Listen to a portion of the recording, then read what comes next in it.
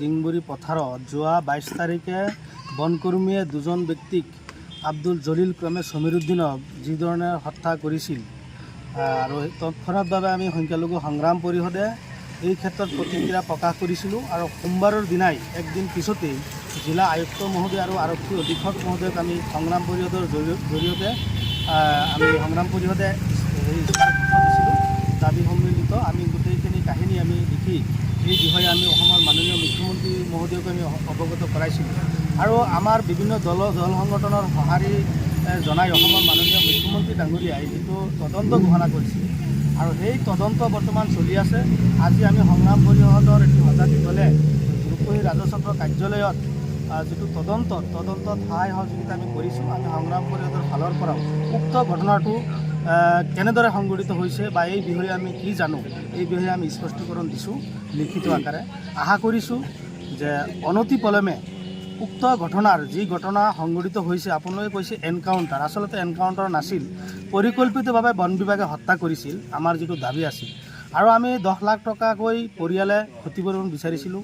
আৰু এটা বস্তু আমি আচৰিত পাইছোঁ যে যিসকল ব্যক্তি বনকৰ্মীৰ জৰিয়তে এই দুজন ব্যক্তিৰ প্ৰাণ হেৰুৱাইছিল আৰু দুজন ব্যক্তি প্ৰাণ হেৰুৱাৰ লগে লগে সমগ্ৰ অসমত এই ক্ষেত্ৰত প্ৰতিক্ৰিয়া প্ৰকাশ পাইছিল, কিন্তু আজিৰ দিনলৈকে যিহেতু তদন্ত চলি আছে, তদন্তৰ সময়ত আমাৰ যিটো ডিমাণ্ড আছিলে যে ঘটনাত জড়িত প্ৰত্যেকজন বনকৰ্মীক আপোনাৰ নিলম্বিত কৰিব লাগে, কিন্তু এতিয়ালৈকে নিলম্বিত কৰিছে বুলি আমাৰ দৃষ্টি আকৰ্ষণ হোৱা নাই। গতিকে এই বনকৰ্মীসকলক তেওঁলোকে নিলম্বন কৰিব লাগিছিল, ছাছপেণ্ড কৰিব লাগিছিল, এতিয়ালৈকে ছাছপেণ্ড হোৱা নাই। আৰু আমাৰ এটা বিশ্বাস মুখ্যমন্ত্ৰী ডাঙৰীয়াৰ প্ৰতি যে যিটো তদন্ত দিছে, তদন্তত সম্পূৰ্ণ সঁচা কাহিনীটো ওলাই আহিব আৰু ইয়াত এটা উচিত বিচাৰ হ'ব আৰু যাতে পৰৱৰ্তী সময়ত এনেকুৱা ঘটনা সংঘটিত নহয়।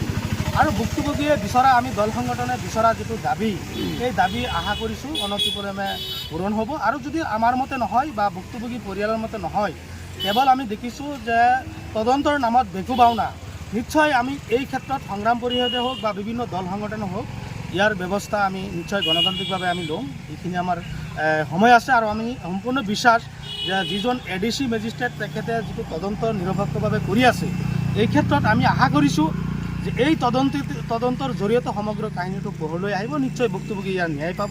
আমি সংগ্ৰাম পৰিষদে বিভিন্ন দল সংগঠনে দাবী কৰা কথাখিনি নিশ্চয় পোহৰলৈ আহিব।